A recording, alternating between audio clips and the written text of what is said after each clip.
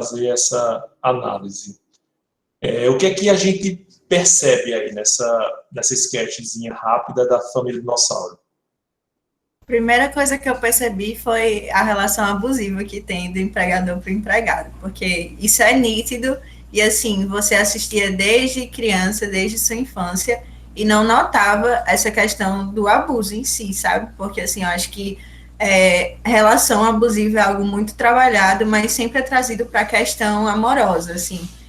Ultimamente está sendo muito trazido para isso. Só que não é só a relação amorosa que é abusiva, tem outros tipos de relações que também são. Um exemplo Claro. disso é essa relação trabalhista, né? Que você vê muito que o empregador fala: ah, você vai sair dessa companhia, mas você não vai ser bem sucedido em outra, você só vai ser um bom empregado se você for aqui, nessa companhia. Então, assim, é uma forma de você ser abusivo, né, com o outro. Quando ele diz assim, não, mas eu sempre sonhei em ter uma posição boa nessa companhia. Dino, não tem você não tem direito ao sonho, né? Então, você trabalha aí, ganha $4 por dia e fique satisfeito, porque você não pode ser mais do que isso, né? Pedro, eu acho que quem mais levantou a mão, Paulo. Pedro e Paulo, pronto, A dupla. a Bíblia toda reunida aqui. Tem Saul também, o rei de Israel. Eu acho... obrigado, professor. Eu acho interessante que a gente vê logo uma relação de autoridade do empregador, né? Justamente essa questão díspare, né? O empregador, ele está num pedestal, né? Em relação ao Dino, que é o empregado. Mesmo não tendo, assim, muitas vezes, nenhum respaldo jurídico para que essa relação de autoridade ela aconteça, acaba acontecendo na realidade que o empregador, no caso da família dinossauro, né, o chefe, ele tinha o poder sobre a condição do Dinho, né, ele vai tomar a decisão que vai afetar diretamente a condição social, econômica e tal do Dinho, né, então eu acho interessante essa... E ele coloca assim, mas é porque eu preciso mais dinheiro para sustentar minha família. Eu não tenho culpa de você ter família, né? Você não precisa mais dinheiro, você precisa de menos família. Né? Para quê? Ou seja, para que você ter família? Sua função na vida é você trabalhar para que eu possa ganhar mais dinheiro. Né? Sim, verdade. Paulo. O que eu acho mais interessante, professor, nessa pequena passagem aí, é que as condições de pagamento sempre estão aquém das condições de consumo. Sim. Quer dizer, ele ganha $4 a hora ou ao dia, mas a representação dessa ficção, que é uma ficção, era um retrato perfeito do que acontece na realidade. Ou seja, será que o salário mínimo ele está realmente suprindo a necessidade de consumo daquele que está recebendo aquilo? Porque naquela situação, o Dino, enquanto um pai de família, estava querendo suprir a demanda da esposa e do filho. E aí o mundo que dispõe de um pagamento sempre aquém da necessidade de consumo diz, você não precisa de mais dinheiro, você precisa de menos consumo. E aí você está sempre se desdobrando para fazer com que a sua condição de pagamento esteja equivalente à sua necessidade de consumo, que nunca vai ser igual, nunca vai bater a conta. Perfeito. Exatamente, Paulo. Thalissa, eu acho que agora. Não, eu só queria falar que quando a gente estuda gestão de pessoas, né? Eu sou técnica administrativa, então por isso que eu estudei, que não é mais nem chamado exatamente gestão de pessoas, a gente aprende a conhecer um colaborador como um colaborador, não é uma pessoa que está ali para servir a gente, sim, para colaborar com o nosso trabalho. É muito bonito. É muito lindo, sério, você estudar aquilo. Nosso colaborador, né? Então, assim... É incrível, mas quando você vai para a realidade, assim, você fica desesperado, você estudando, você fica desesperado, tipo, a galera não quer dar EPI, a galera não quer pagar hora extra, a galera não dá a menor estrutura, sabe? Eu tive só a trabalhar numa empresa que tratava pessoas como colaboradores, sabe? Tipo, tentava auxiliar em tudo. E eu achava isso muito incrível, porque quando a gente ia estudar o outro lado, né, o lado que tava nem aí pra galera, era muito sobre isso. Então, a galera reclama muito, ai, porque as leis trabalhistas só ajudam essas pessoas e são vagabundos, enfim, dizem assim, mas ajuda muitas pessoas, sabe? Na situação de trabalhador. Auxilia muito elas assegurarem os direitos dela. Então, quando você vai estudar do lado que tem que administrar, você percebe muita importância disso, sabe? E também do lado que tem que trabalhar, né? Que todo mundo tem que trabalhar, mas nesse sentido de gestor, você tem que entender isso e parar de ser até egoísta, porque eu acho que no momento que você não quer dar os direitos do seu colaborador, você está sendo muito egoísta mesmo. Perfeito, Alice. Você veja só como é importante a função da linguagem, né? Quando eu digo, não, você não é um trabalhador, você não é meu empregado, você é um colaborador, então você faz parte da nossa família, né? Da empresa como família e tal. Mas isso tem um valor simbólico até para escamotear a exploração que é colocada sobre o empregado, né? Sobre o trabalhador. Então, o que é que aconteceu quando o ordenamento jurídico brasileiro começou a prever alguns direitos trabalhistas para os empregados domésticos? Mas isso é um absurdo. Vai onerar o pobre do dono de casa, né, da pessoa que vai ter que reconhecer vários direitos aos empregados domésticos, quando os empregados domésticos, eles dormem na sua casa, eles consomem a sua comida, né? Então, assim, no final do ano eu dou um presente, uma roupa que eu não quero mais, eu sempre dou às minhas empregadas. Então, assim, por que elas querem esse reconhecimento todo, né? Ganhar por hora extra, né? Ela está sendo ali, ela faz parte da nossa família. Mas será que é mesmo? Faz parte da nossa família? Ela pode assistir televisão a hora que quiser, pode frequentar, às vezes, o mesmo ambiente. Há casas em que há uma distinção até da comida, né, que é dada aos empregados domésticos e aos donos de casa, né? Então, vejam, isso é tudo uma forma de camuflar uma situação de exploração, né? E, assim, o que é que se dizia muito quando houve a modificação na legislação? Os pobres dos empregados domésticos não vão ter mais emprego porque vai ficar inviável a contratação. E a gente não observou isso. As pessoas continuam, aqui no Brasil, tendo empregados domésticos, né?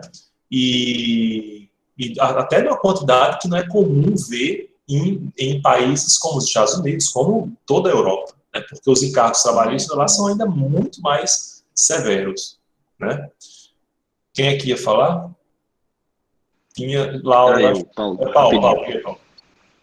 Eu quero só interromper rapidinho, eu sei que deve ter até mais gente para falar, mas só para fazer um link rápido com o que o senhor tinha dito. Esse mesmo discurso que o senhor perpassou aqui, mas por que ela quer mais reconhecimento? Porque se eu já faço isso, se eu já dou isso, se eu já faço isso, é o mesmo discurso daquela pessoa que no final reproduz a fala do mestre, do chefe do Dino, que pensa tipo assim, ela era para agradecer, então. Exatamente. O que ela quer? O que ela quer mais? Ela quer um salário ou já dou comida, né? Então, assim, a gente até fica difícil. Mas como é que tem escravidão em pleno século XXI no Brasil? Porque as pessoas não dão dinheiro. Elas são empregadas numa empresa ou mesmo numa casa e elas não recebem salário e recebem esse benefício que é a comida, né? Então, elas estão ali para trabalhar e comer. E tem que ser grande no final. Ela é como o Dino, não pode ter sonho. Rapidinho, antes de Laura falar, é bem rápido, desculpa estar falando muito hoje. Não, mas a gente tem 4 horários hoje, tá bem tranquilo. Em relação, isso que Thalissa falou é muito, muito pertinente, porque assim, quando ela foi falando, eu fui lembrando de uma situação, eu sou daqui do interior, né, aqui no Seridó, e tinha uma funcionária aqui na minha casa. Qual cidade do Seridó? São João de Sabugi. Não acredito, não. Você é de São João de Sabugi? O povo que conhece o interior não tem jeito, não. Sou sim. Porque meu pai é de São João de Sabugi. Meu Deus. Calma. A gente vai ter. É Antônio Luiz, né? Exatamente. É meu padrinho. Minha Nossa Senhora, tá vendo? A família agora que encontra. Eu amo o interior. Você é irmã de Carlos? Sou. Pronto, assim a gente descobre, tá vendo? É isso. Mas tá certo. Fiquei nervosa agora, me desculpe. Pronto, agora desculpe. Sim, mas enfim, Tá nessa situação aí de estar no interior e tal, eu fui para Natal morar com meu pai, e aí a funcionária que era daqui foi com a gente também. E eu conversava muito, muito, muito com ela. E ela falava... aqui você, Maria, irmã de Carlos, né? É porque no interior, assim, eu sou morto de Antônio de Luiz Chaves. Isso, exato. Assim, tem essa... O Pedro também tem família em São João. É verdade, Godoy é de São João, verdade. São João é maravilhoso. Muitas lembranças boas, de infância e tudo. Mas desculpa, Maria, vamos voltar aqui. Não, sem problema. Eu particularmente adoro falar de São João. Quando eu descobri que Godoy era daqui, foi a maior alegria da minha vida. Vamos fazer uma excursão lá para São João. Por favor, venham conhecer São João. Sim, aí, continuando, né? Nessa situação eu conversava muito com ela e ela falava muito disso, das casas que ela trabalhava anteriormente, não tinha essa questão de dar os direitos trabalhistas, né? Tipo, pagava o salário, era um acordo, né? Eu vou pagar tanto a você, e aí você trabalha, e era isso, justamente, a alimentação, você dorme aqui, não sei o quê. Aí, o discurso que você falou também casou muito com o que Thalissa falou, porque é justamente isso. Eles usam o discurso de ser da família para você não pagar aquilo que é de direito da pessoa. E quando ela saiu, ela trabalhou muito tempo com a gente, quando ela saiu, ela foi para São Paulo atrás de emprego, e toda semana ela me mandava mensagem: caramba, como é diferente você ter uma pessoa que te trata como você deveria ser tratado, sabe? De pagar aquilo que é seu por direito, que você não está fazendo o máximo, você está fazendo, na verdade, o mínimo. E aí, é justamente isso que Thalissa falou. Essa questão de você falar colaborador e, às vezes, empregado, é um detalhe que é tão grande para a pessoa que, às vezes, você nem imagina, entendeu? Só que é um detalhe que assegura muito, por exemplo. Perfeito, Maria. É exatamente isso. Laura está com a... Você conseguiu falar bem, Maria, porque eu desconcertei, né, com esse resgate do nosso vínculo até. Mas Laura pode falar. Depois eu vou aqui para o chat, tem muita coisa interessante que está sendo discutida aqui no chat, né? Além da indicação de Pedro como um dos cidadãos notáveis de São João, né? O senhor conhece os Paiva, professor? Maria Paiva, o pessoal? Eu conheço, assim, de ouvir falar. Meu pai ele estuda genealogia, né? As pessoas às vezes dizem: você é filho de Antônio Luiz, né? E aí, então você conhece fulano de tal, que era neto, eu não conheço nada. Eu só conheço Inclusive, meu irmão precisou muito da ajuda de Antônio Luiz, ele foi para o meu churrasco e ficaram batendo muito papo por causa disso, de genealogia. Então, Carlos adora conversar sobre isso, né? Perdão, Flávia. Mas diga aí. Sim, eu já interrompi várias vezes na aula, né? Enfim. Teve a última disciplina que eu paguei em enfermagem foi exercício profissional da enfermagem. E veio um professor convidado falar sobre indústria 4.0. Sim. Aí eu digo, pronto, lá vem ele. Aí eu tava lá, né, e ele falando dessa pandemia, será que foi ruim para todo mundo? Romantizando nessa pandemia. Aí dizendo que tinha um amigo que fazia entrega por aplicativo e ele nunca fez tanta entrega na vida quanto estava fazendo agora. Só que, assim, o direito daquelas pessoas é mínimo. E eu estudando redação e a professora fazia, gente, o que acontece ali é uma gestão de sobrevivência. Porque ele trabalha literalmente só para cobrir os custos. Geralmente, alguém tem uma bike e agora a gasolina está caríssima, se for uma moto, lascou. E, assim, ela dizendo, né, essa pessoa também, ela vai desejar o tênis que você deseja, o celular que você deseja, o problema é que talvez você possa comprar, e aquela pessoa está trabalhando para sobreviver. Então, não tem como comprar um excedente, porque a sobrevivência dela já é muito limitada. E aí eu ficava vendo, né, isso, ele romantizando essas situações, chega a dar agonia. Chega a dar agonia de verdade, porque realmente, como Thalissa falou, há muito essa questão da linguagem e essa coisa meritocrática, porque a sociedade é assim, se esforce. Meu amigo, se for para pensar em esforço, eu acho que eu não me esforço nem um quinto do que um cara que faz entrega de bike se esforça. Laura, eu vou aproveitar essa sua deixa e vou fazer uma indicação. Eu sempre tenho acompanhado o programa que tem no YouTube, Greg News, né, de Gregório do Vivier.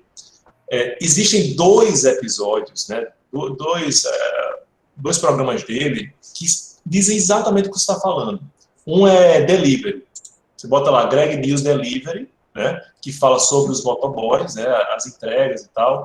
E o outro é o gorjetismo, né? E o que é que se demonstra?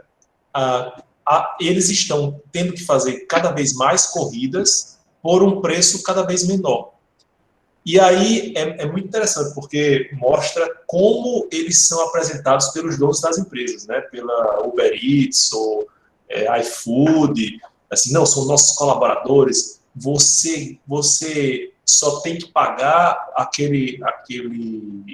a gente dá de graça, não sei, a mochila onde eles levam a comida, né?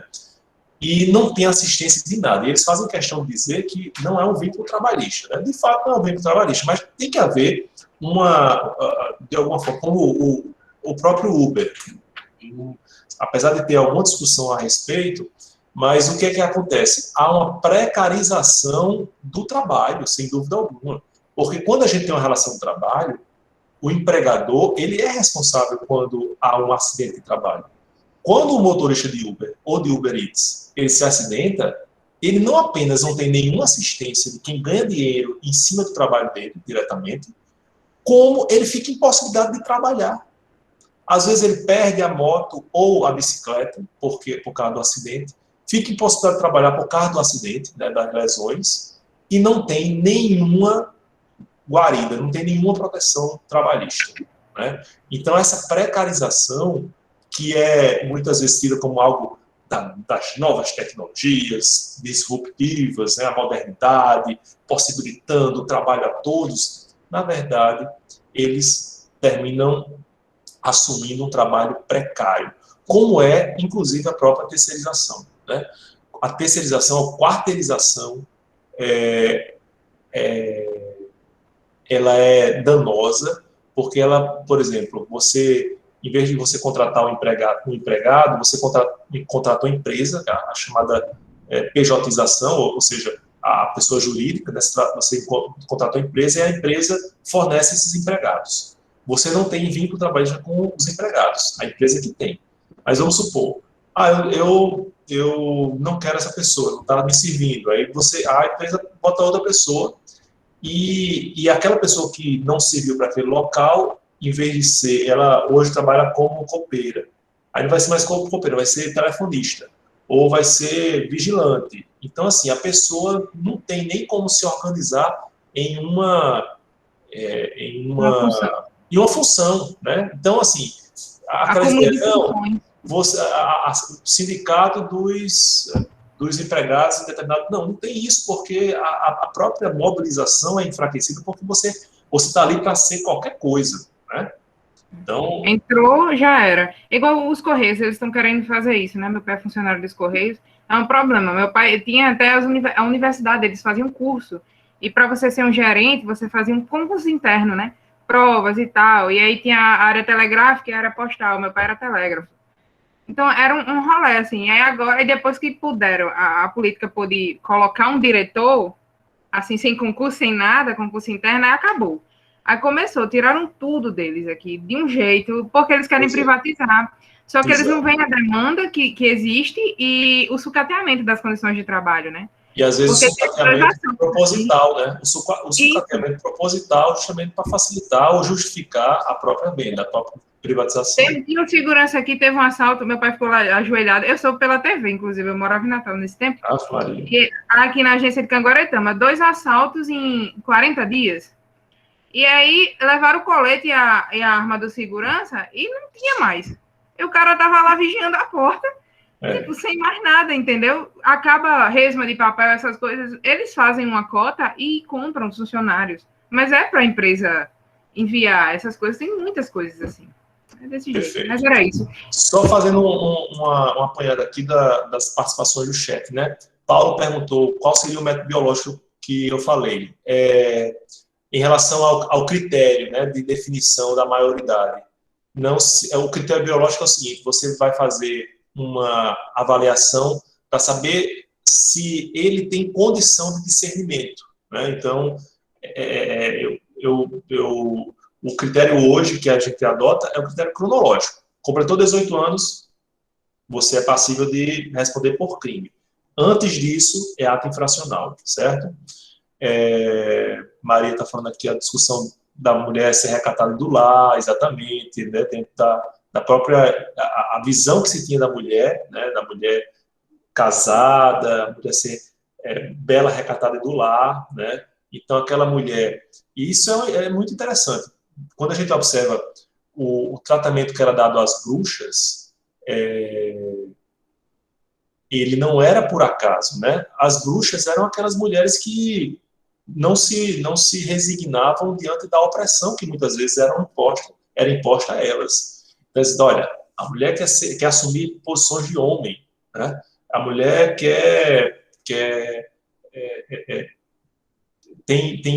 utiliza conhecimentos ancestrais, então isso aí é um pacto com o coisa ruim, né? Então, esses símbolos são construídos historicamente para perpetuar a opressão, né? Isso em relação às mulheres, isso em relação aos trabalhadores, de uma forma geral. Vamos lá, Laura dizendo que assistia, né? Revelando aí que assistia a Família Dinossauro. Saulo perdeu uma prova para assistir a Família Dinossauro. Eu acho que você pode ter aprendido muito mais, né? Eu recomendo, vejam aí esses episódios que tem no YouTube. Passar na TV Futura. Vamos lá, o que tem mais? Bom.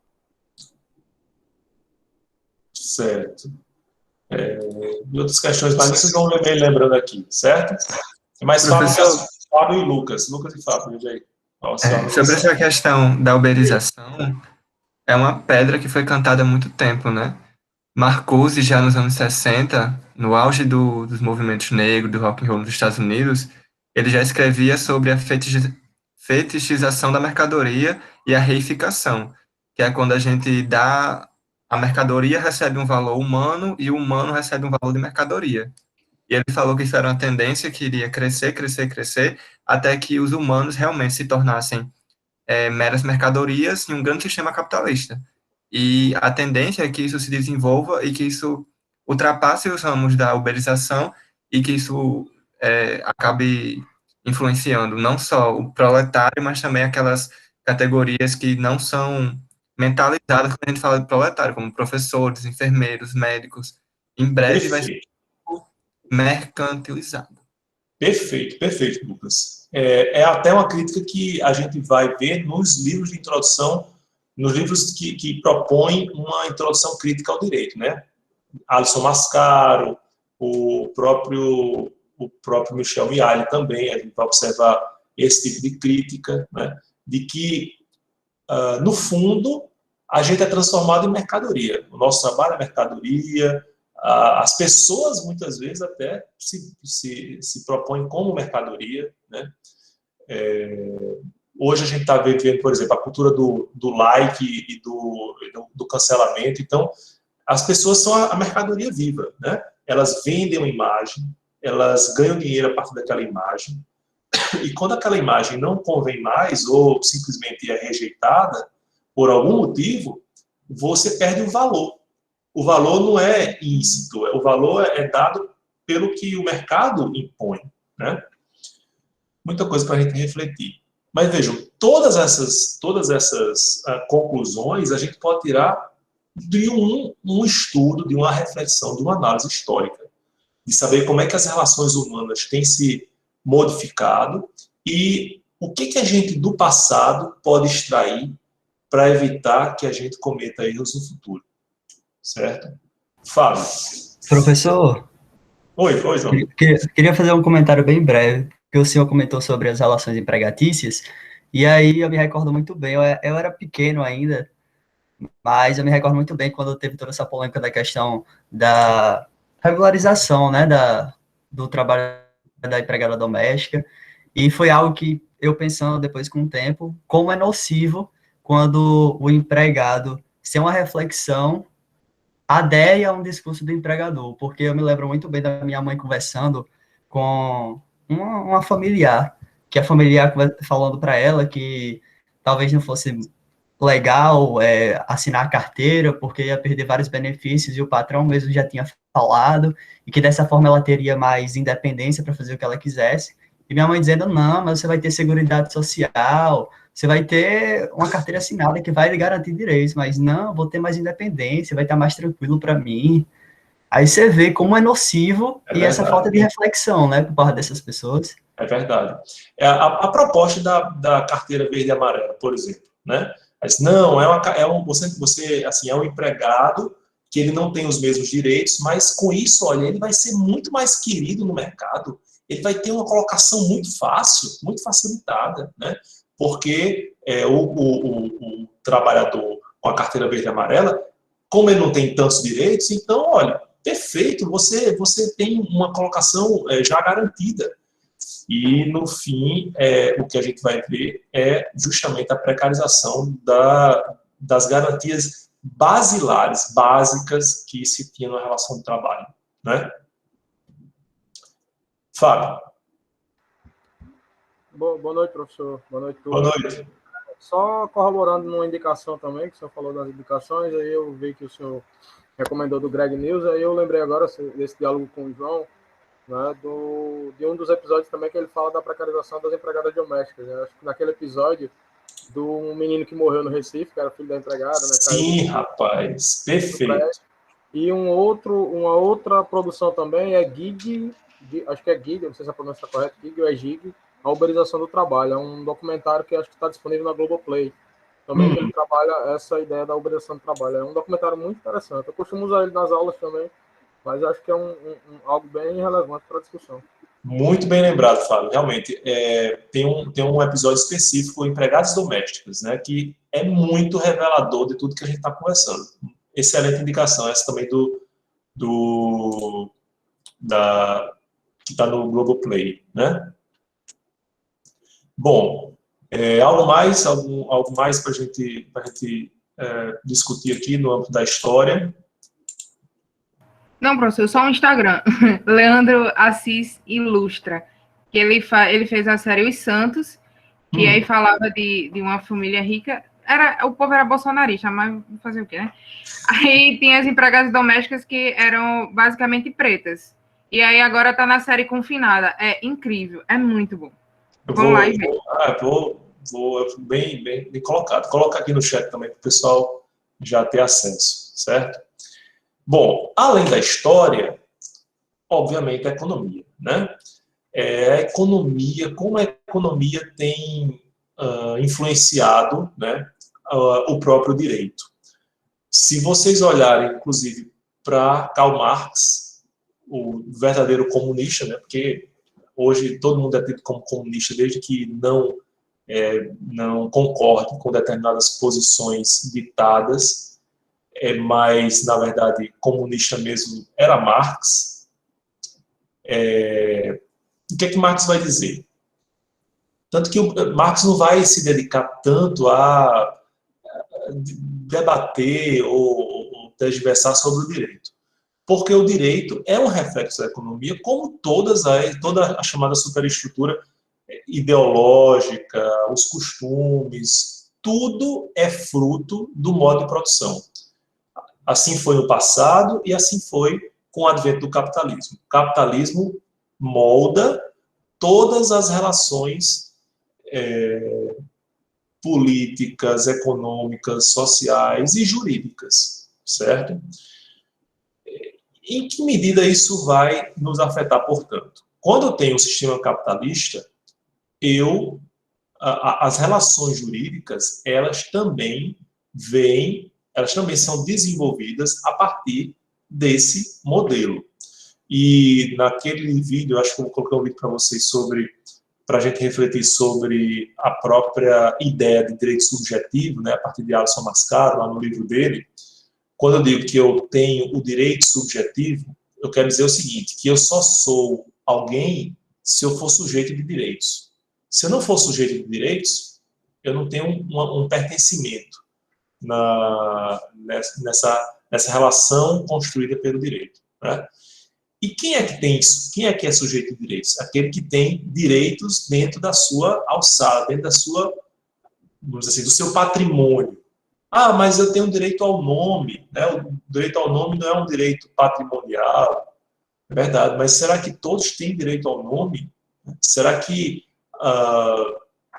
isso, ou o direito à filiação, é uma realidade que a gente vê muito das pessoas registradas apenas no nome da mãe, né? Ou que o pai apenas reconhece, mas não dá nenhuma assistência. Então, o que isso tudo mostra é como a economia ela influencia também a formação jurídica, né? Ou as relações jurídicas que se desenvolvem na sociedade. E o que é que a economia vai tratar, pessoal? Basicamente, ela vai centrar sua preocupação em alcançar e utilizar as condições materiais de bem-estar do homem. O meu professor de economia no curso de Direito, ele propôs uma definição ou uma compreensão de economia que eu nunca esqueci. Ele disse o seguinte, que os homens e as mulheres, né, eles têm aspirações, desejos, demandas ilimitadas. Só que os nossos recursos são limitados. A economia vai justamente fazer a equalização desse contraste entre desejos ilimitados e recursos limitados. Como é que esses recursos limitados vão atender esses desejos? Então, alguns desejos eles não vão ser atendidos, né? não vão ser colocados como prioridade. E a economia vai tentar fazer isso, né? A economia vai tentar equacionar essa discrepância. E assim a gente compreende por que é que a economia ela também elege prioridades. Quando eu digo, a economia, por exemplo, vamos lá, um dos problemas que a gente está vivenciando hoje, né, é o problema do desemprego. Então, poder-se-ia afirmar, agora eu me senti o próprio Michel Temer, né, usando a mesóclise, mas, enfim, vou tentar construir de uma forma diferente. A gente poderia afirmar, ora, o problema do desemprego existe hoje por causa da pandemia, tão somente. Não é um problema que surgiu com a pandemia. Ok. Quando eu tenho um combate sério aos efeitos da pandemia, por exemplo, preconizando o isolamento social, as regras de prevenção do contágio, o abandono de soluções fáceis com ineficácia comprovada ou com eficácia desconhecida, eu termino por postergar o fim dessa batalha, né? E aí, o que é que eu quero dizer com isso? A economia entra em discussão porque eu digo que o problema é da pandemia, quando, na verdade, o problema é de adoção de modelos econômicos ou de saídas econômicas desastradas, né? Quando eu estou vivendo uma recessão, o que é que eu posso preconizar? Qual é a melhor saída? Então, imagine, a gente está vivendo agora alguma ressurreição da inflação, uma realidade que vocês desconhecem, né? A minha geração, ela viveu com a inflação. E, às vezes, pessoal, a gente ia para o supermercado, não tinha... Os caixas não faziam o registro no código de barras, né? Era a etiquetazinha mesmo. Às vezes havia a mudança de preço 2 vezes no mesmo dia. Era uma coisa maluca, né? Então, a inflação, a inflação de 80% no mês, Imaginem, você compra, no início do mês, você compra o arroz por 100 cruzeiros, e aí, no final do mês, aqueles 100 cruzeiros não dariam para comprar quase nada daquilo que você comprava no início, né? Porque 80% daquele valor inicial, ele já se desfez. Havia aplicação chamada overnight. O overnight você aplicava de madrugada e já tinha rendimento na madrugada. Era uma época maluca. E aí, em relação à economia, existe até um livro que eu recomendo, muito interessante, de um editor da Super Interessante. Vou pesquisar aqui para vocês. Deixa eu ver se eu acho aqui. Eu acho que é Vestinassi.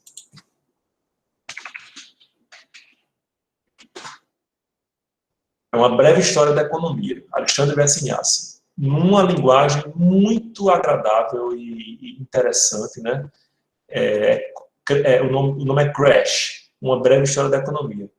Fala de como a economia vai se desenvolver ao longo da história, né? De uma forma muito palatável, agradável, e ele tem vários outros livros de economia, né? Por exemplo, Por que tudo no Brasil custa tão caro, e outros mais. Mas ele mostra no livro justamente como é que a gente viveu essa época maluca, e como, por exemplo, a gente fica reclamando da inflação, né? Está subindo o gás, está subindo a gasolina, está subindo o feijão, está subindo tudo, né?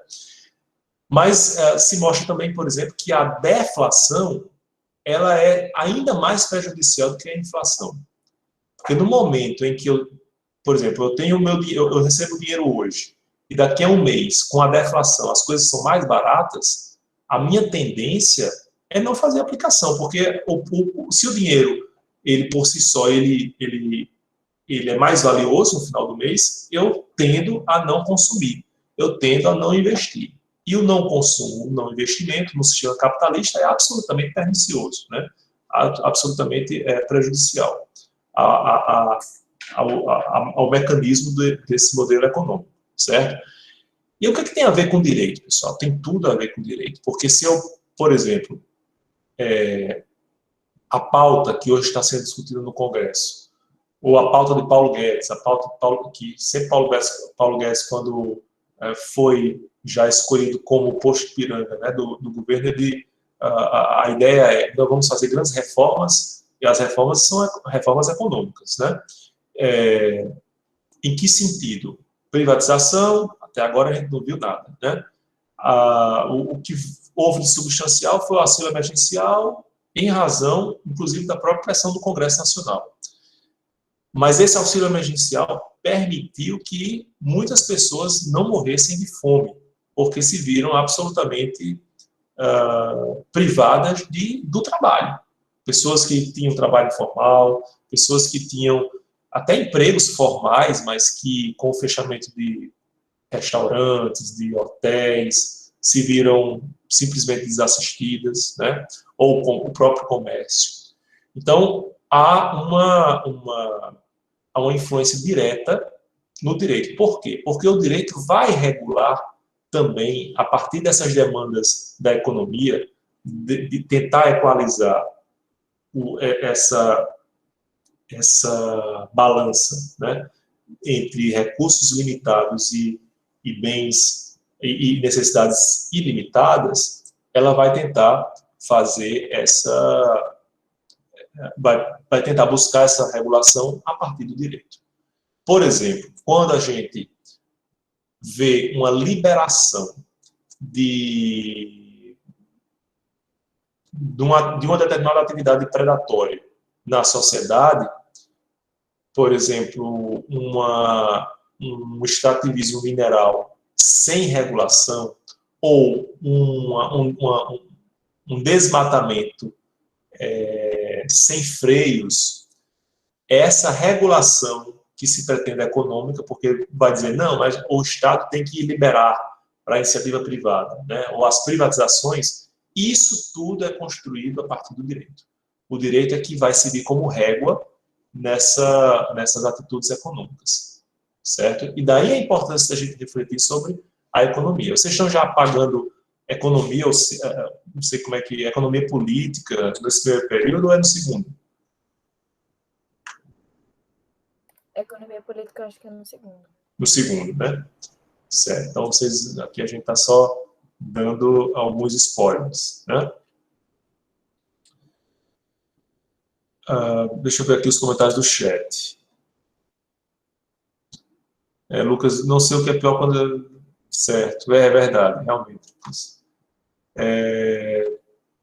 Bom, tem vários comentários aqui que eu não vou nem reproduzir, porque senão vão dizer que eu estou fazendo balbúrdia na universidade, né? O que é que a gente observa, né, de importante também? Quando a gente fala em intervenção do Estado na economia, no domínio econômico, né, o modelo de Estado, ele é definido pelo próprio direito. Então, a gente tem um modelo constitucional do Estado, as reformas que são feitas nesse modelo, eles, em alguma medida, têm que passar pela Constituição. Vejam que reforma previdenciária, até... Pois é, exatamente, Laura, de fato, né? E engraçado, o pior de tudo é que com o isolamento social, né, a gente não está tendo acesso a essas plantações que a gente vê espalhadas em todo o setor 1, né? Então, é uma perda, né, dessa convivência. Então, quando a gente vê, por exemplo, intervenção do Estado no domínio econômico, ou, por exemplo, a proteção do consumidor, certo? Qual o sentido da proteção do consumidor? Em alguma medida, ela responde à própria proteção do trabalhador. Porque, diante do empregador, o trabalhador está numa situação de desvantagem. Assim como o consumidor está em posição de desvantagem em relação ao fornecedor, ao vendedor, né? Então, antigamente, antes do Código de Defesa do Consumidor, eu ia comprar um micro-ondas num grande supermercado. Aí eu chegava em casa, o micro-ondas estava com defeito.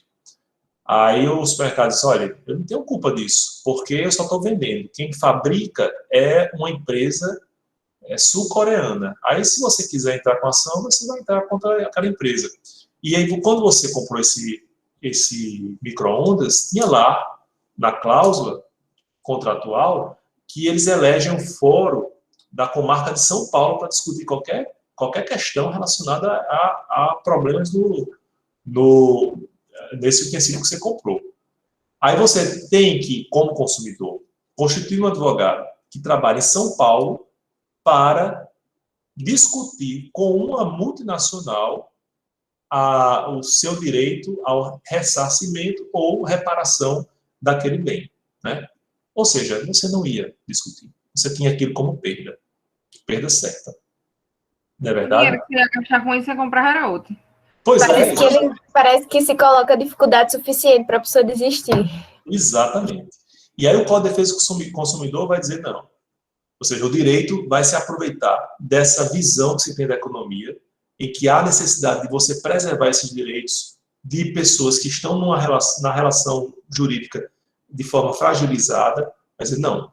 O consumidor, ele tem direito de reclamar não apenas do fabricante, como de quem fornece o produto, como de quem vende lá no final das contas, certo?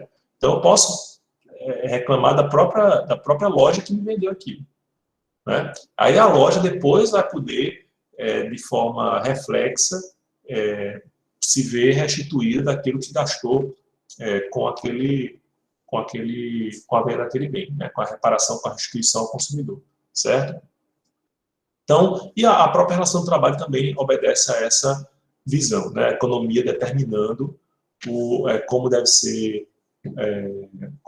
protegido o trabalho do empregado, certo?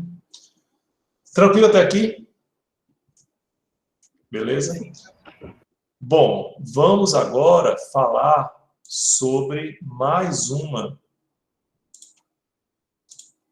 ciência social, que é justamente a ciência política. Ciência política vocês já estão pagando agora, não é isso? Sim, professor Renato, acho. Perfeito. E o que é que qual a visão que vocês têm da ciência política? O que é que a ciência política estuda?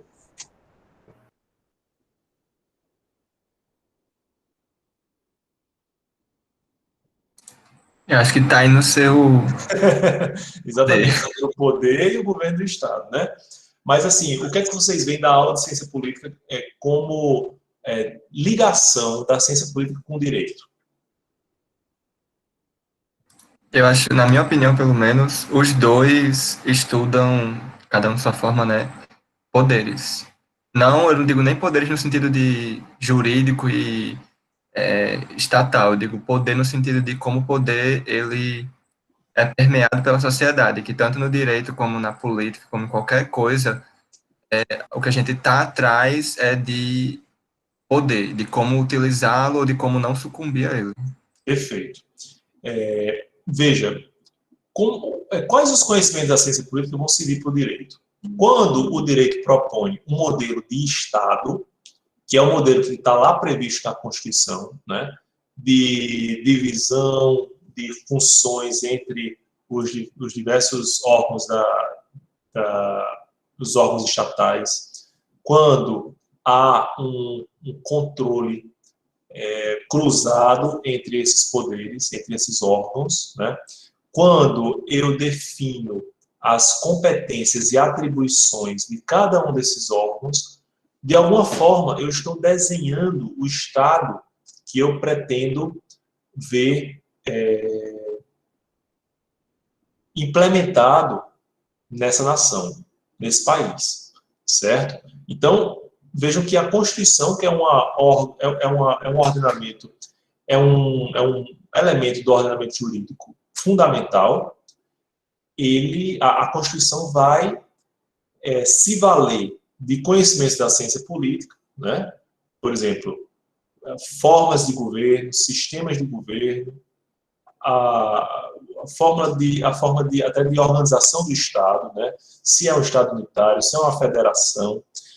Esses modelos que são construídos, que foram construídos historicamente e são estudados no âmbito da ciência política, eles vão ser acolhidos ou defenestrados, né, ou repelidos no âmbito da Constituição, que é um instrumento jurídico, mas também é um instrumento político, porque ele vai definir justamente o desenho do Estado em cada país, certo?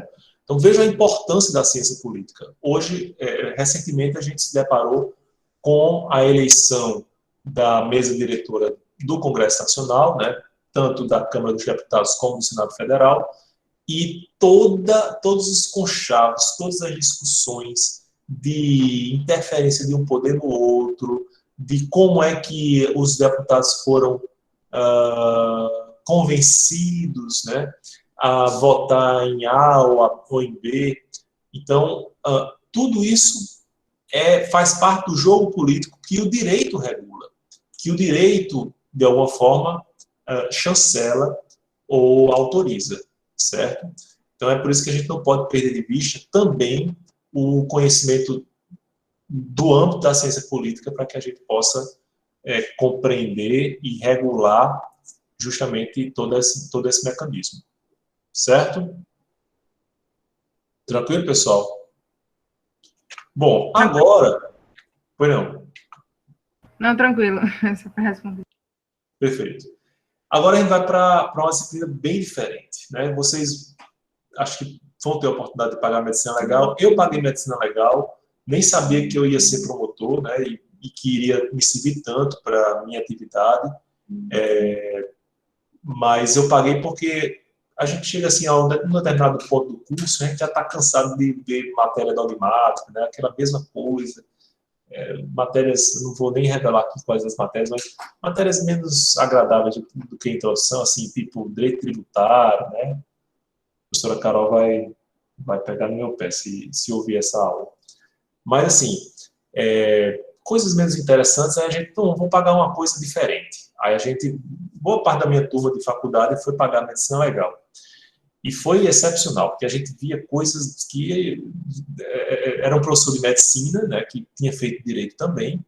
ele tinha formação, ele é, eu acho ainda, médico legista lá do ITEP, e aí falava sobre muitas coisas diferentes, né, que até uma perspectiva médica que a gente não, é uma disciplina diferente. Inclusive, a gente foi até participar, assistir a uma necropsia, né, foi muito marcante na minha vida, inclusive, até para eu me dar conta de que a gente é assim, um amontoado de carne, né, a gente tem tanta gente arrotando superioridade, né? Quando no fundo, no final das contas, a gente é isso aqui, né? Carne e osso.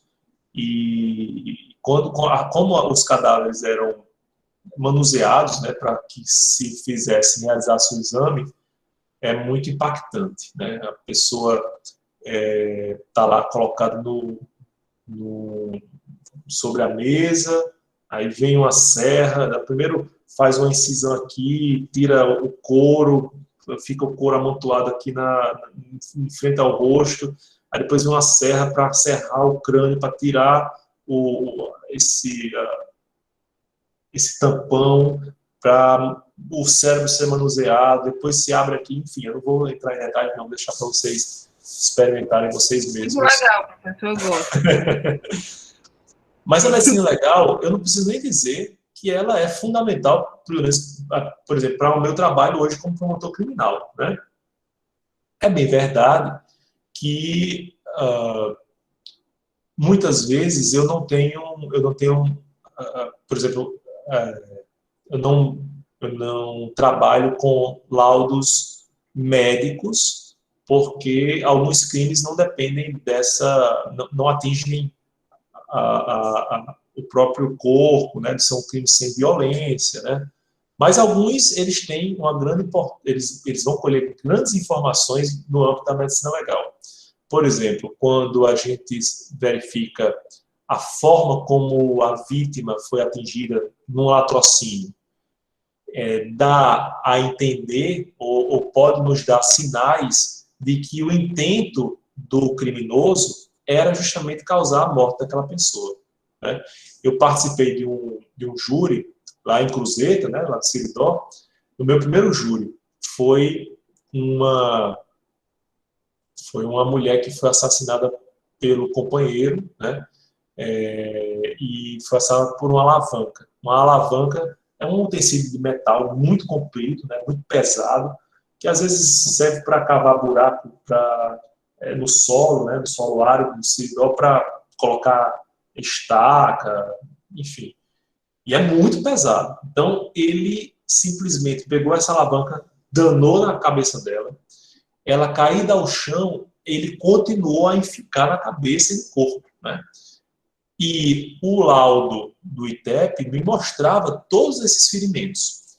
E me fizeram crer que o intento dele, que a intenção dele era, sem dúvida alguma, matar. Porque uma das teses da defesa era que ele bateu e, sem querer, causou a morte dela, né? Ele queria, o intento dele, o dolo dele, né, o elemento subjetivo era apenas causar a lesão, mas, poxa, infelizmente aconteceu aquilo. E o laudo médico mostrou que não. Houve vários ferimentos, inclusive depois que ela caiu ao chão, e em razão disso houve a morte. Então ficou muito comprovado para mim que o intento criminoso dele era causar a morte, certo? Então a medicina legal vai nos permitir, né, essa compreensão. Eu colocar aí, a medicina legal é o emprego dos conhecimentos médicos cirúrgicos com o objetivo de constituir prova. Mas a gente, quando fala em medicina legal, sempre faz a identificação com a morte, né?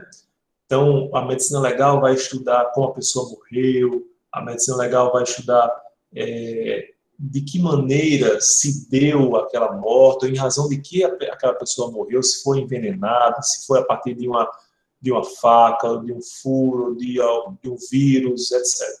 Certo? Eu me lembro de CSI, prof. A primeira coisa que eu lembro, CSI. Eu procurei aqui o episódio que sempre coloco, mas terminei não achando aqui do CSI, que esqueci até o episódio. Mas, enfim, depois eu mostro para vocês.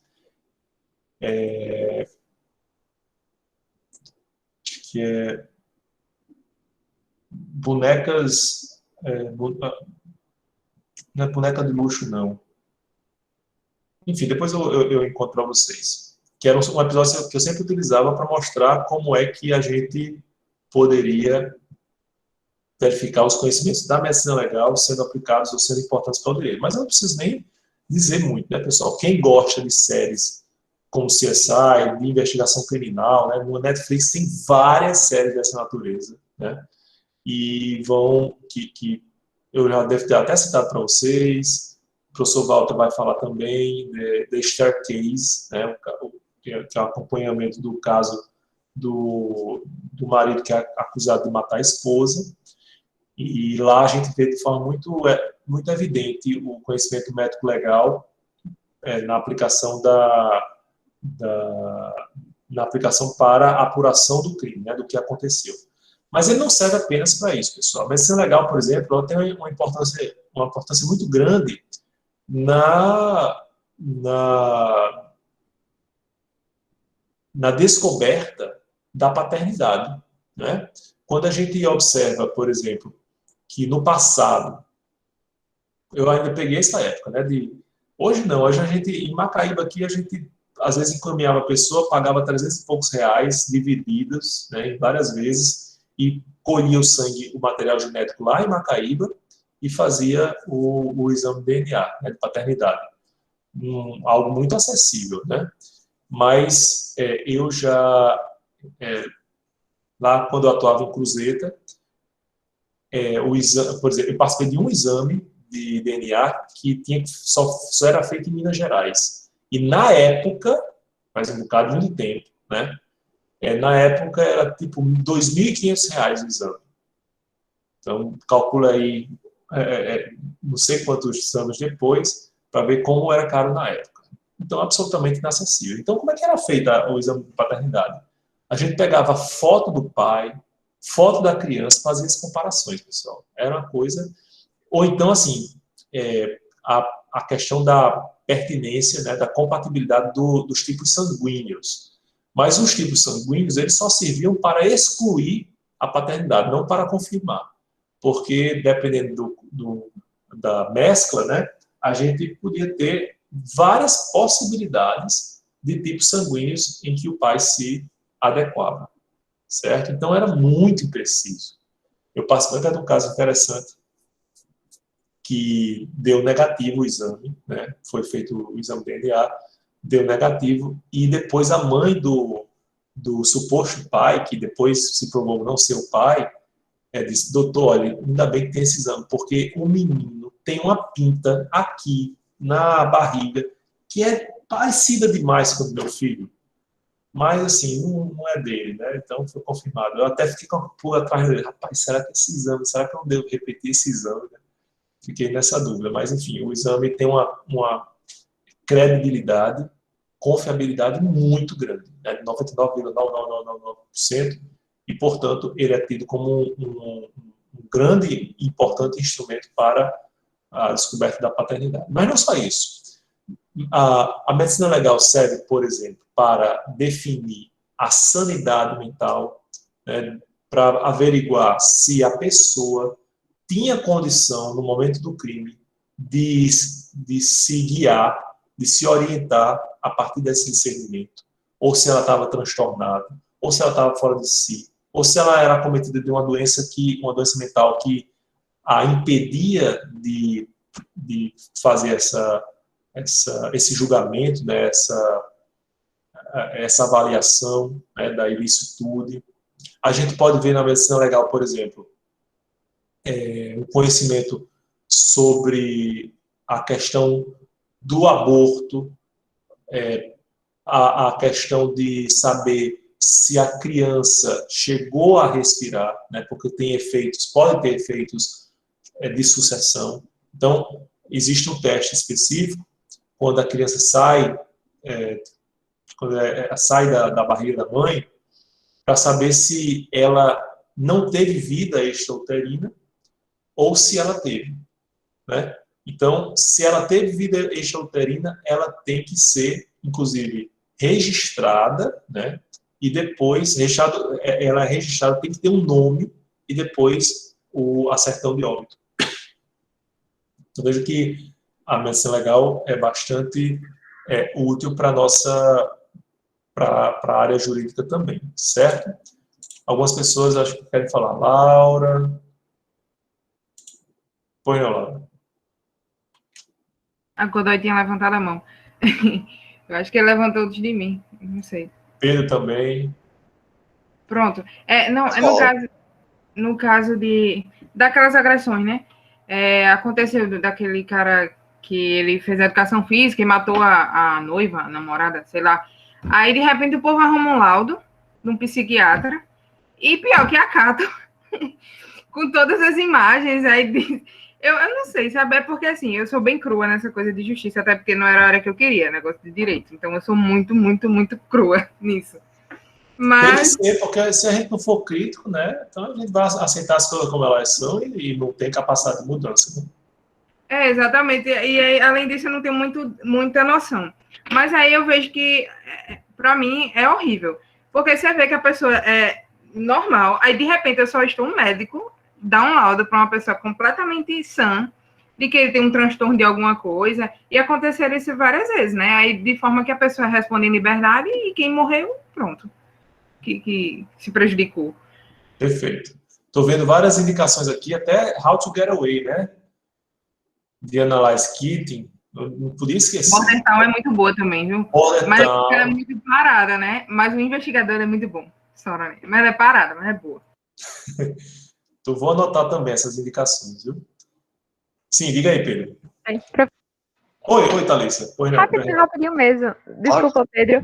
Só para dizer, assista Mistério Sem Solução. É sem solução, mas são maravilhosos, tá? Só uma dica. Tem onde? Qual stream? Lá na Netflix. Perfeito. 2 temporadas. É maravilhoso. Vou anotar aqui. Depois eu falo aqui para vocês. Diga aí, Pedro. Sim, professor. Só uma contribuição familiar minha aqui. Meu pai, ele trabalha na direção médica lá do Onofre Lopes Hospital. Ele é até diretor técnico do hospital e tal. Então, frequentemente, ele é chamado pela Justiça Federal para dar alguns pareceres, né, assim, que ocorre no hospital. Então, ele já trabalhou, assim, acredito que em perícia médica, em indenização civil também, né? Sim, perfeito.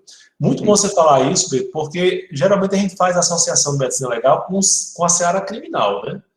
Mas é muito importante o conhecimento da medicina legal também para a seara civil, né? Então, acidente de trabalho, questão até de perícias que não necessariamente há um cometimento de crime, né?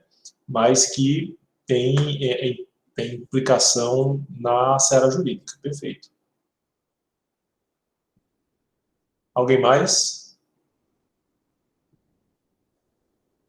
Tranquilo, pessoal? Vou fazer aqui, para não ficar muito longo o vídeo, vou fazer só a interrupção